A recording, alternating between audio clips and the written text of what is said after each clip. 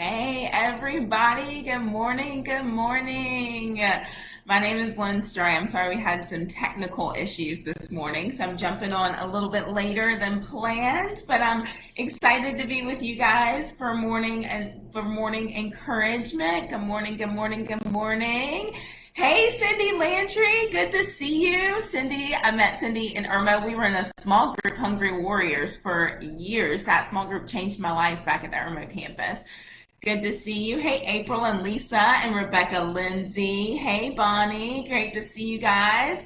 Gonna let some people jump on and then jump into the morning encouragement. And guess what day it is? Guess what day it is? So, do you guys remember years ago that insurance commercial where the camel's walking through the office and he's like, "Hey, Mike, guess what day it is? Guess what day it is? It's Hump Day." And so, happy Hump Day, guys! I'm so excited to be with you this morning. Good morning from Columbia. I see that. Hey, Erica, I'll see you tonight in small group. Oh, hey, Miss Diana, it's good to see you too. Oh, guys, I am so excited to be able to see some of you in person in a couple of weeks. I miss you so much. Hey, Rhonda. Hey, Leah. I see you. Vivian. I see you, Viv Lives. Coming from Irmo. Hey, Pat Erdley. And Murphy, I see you as well. Oh, all of the Irmo campus are on this morning. It's so good to see you. Not that I'm hating on the Mount Pleasant campus. I love my campus as well. But the good old Irmo campus is where I got my start. It's great to see you. You guys in the comments, let me know where you're coming from. Good morning, Raymond from James Island. Good to see you. Good to see you, Paige Harper. Good to see you guys. So West Ashley campus, good to see you, Dale. So this morning I just wanted to share with you, I miss you too, Vivian. See, these comments are going to distract me. I don't know how the Joshes and Pastor Greg get through these morning encouragements when they see the comments scrolling. I'm going to squirrel. But I wanted to share something with you guys that I experienced last week. So just to give you a little bit of context for me, I have always had very vivid dreams. All my life, I've always had very vivid dreams. And before I was a believer, I didn't think anything of it. I would just wake up one day and be like, oh, I had a crazy dream. And then after I became a believer, after I started reading God's word, I saw like throughout history, God has spoken to his people in dreams. And so there's been this thing inside of me that like I've just been drawn to praying over dreams, asking God, did this mean something? Was this from you? Or was it, just a dream? And so for years, I've been in this habit of if I wake up from a dream in the middle of the night, I will roll over and grab my journal and write down what the dream was. And then in the days to come, I'll pray about the dream. I'll see if God has anything to show me from that. And I have to say that about 90% of the dreams that I have, I still don't know if they have any meaning. So I'm not here telling you that like I have all of these prophetic dreams and God tells me what they mean. I haven't quite experienced that. Like most of them, I still don't know if they had a meaning yet. But I have this habit for years of just rolling over when I wake up from a dream and writing it down. So last week I was asleep. I woke up in the middle of the night and I had this very vivid dream. Now, typically when I write down my dreams or I go back and look at them, like what I've written down is typically like who was in the dream, what were we doing, how did we feel, what was going on. It's usually around the action and the people and the feelings of what's going on in the dream. But this dream, I like audibly heard a phrase. And so I wake up from this dream and instead of rolling to the left, because I keep my journal on the bedside table to the left of my bed, I rolled over to the right and grabbed my phone and I opened my email and I sent myself an email of what I read in this, like what I heard in this dream. And so I'm going to read this email to you because I like picked up my phone, typed the email, sent it to myself, put my phone down, went right back to sleep. And then when I woke up that morning, I remembered that I had a dream. I remembered that something stood out in the dream and I'd sent myself an email, but I couldn't remember what it was. So I Oh, hey, Paulette from Augusta. My mom's from Macon, so I spent a lot of time in Augusta growing up.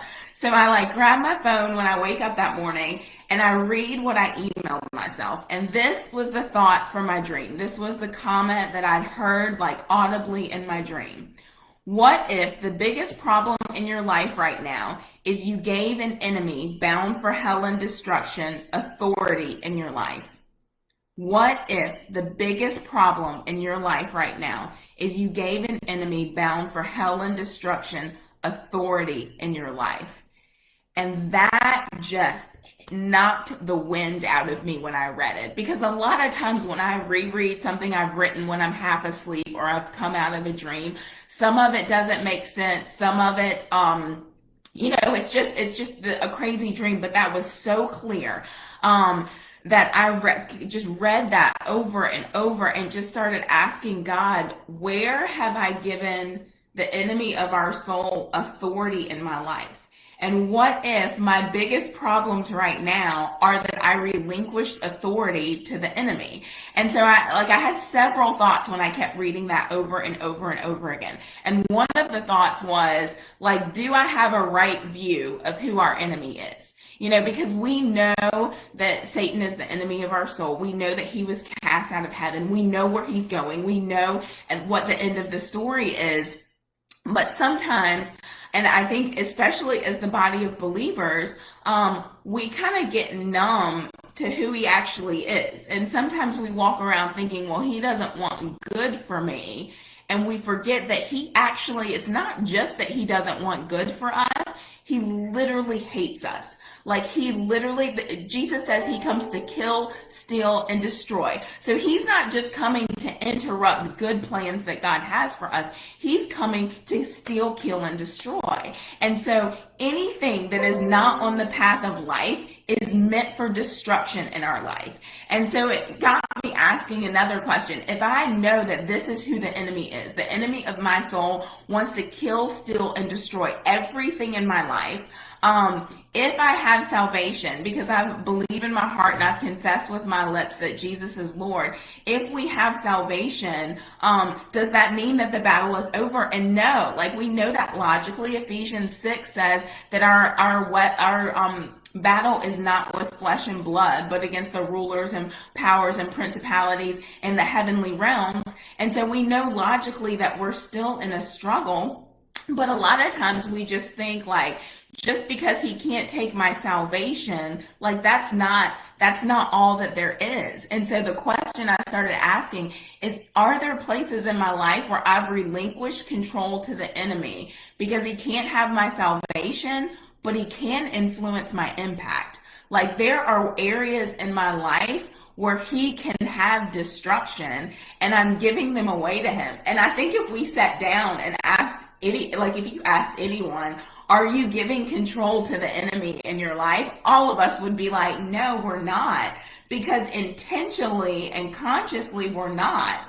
But how many of you know that just because you're not doing something intentionally doesn't mean that it doesn't have negative consequences? Before I worked at Seacoast Church, I was a paralegal. And so I worked in litigation for 8.5 years. And I can tell you from civil litigation, a large portion of that is not just people suing each other for intentional acts, but for negligent ones, right? So you should have reasonably known something or should have reasonably done something and you didn't. And it had a negative effect. And so I thought that has a spiritual impact as believers, not just that we're going through our days intentionally not allowing hate in our heart or intentionally not doing evil things, but for us to be alert and aware that our enemy, he is prowling like a lion looking for someone to devour. That's what it says in First Peter. Yeah, in 1 Peter 5. Says that our enemy, the devil, is prowling around like a roaring lion looking for someone to devour. And a lot of times we think that prowling and that roaring is coming in obvious ways. And sometimes it's coming in ways that we're not paying attention to because we're just negligent in that area. And so this morning I just, I've been simmering on that dream for so long. so long, really just a week. So not actually so long, but a week in the pandemic feels like a long time.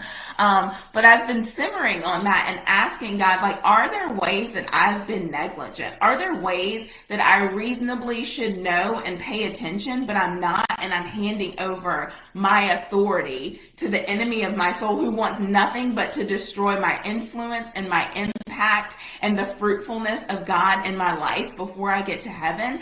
And so I started examining it, and I'm sure for many of you, you like, if you're on social media, because you're all watching me on Facebook right now, but if you're on social media, you have probably in the past few months seen someone that you know post something that maybe you don't agree with, or maybe that upset you. And so I've experienced this, and I've found myself not engaging in arguments. I haven't engaged in negativity on Facebook, but I have seen, certain people that I hug, that I love, that I've, had meals with.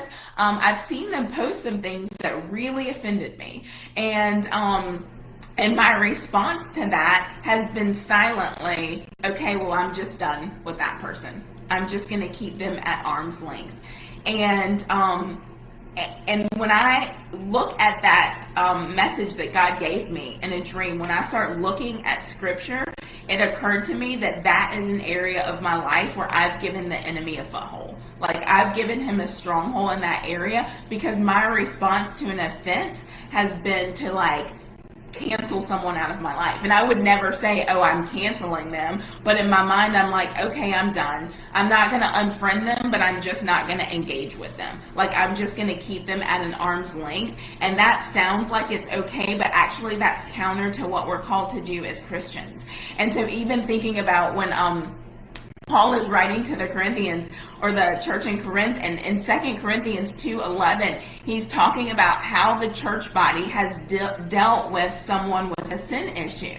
And at the end of it, he's telling them, whatever consequence you give this person, I agree with. And he's like, but forgive them, and I forgive them. And then he goes on and says, he talks about the reason to forgive is that so Satan might not outwit or outsmart us, for we are not unaware of his schemes.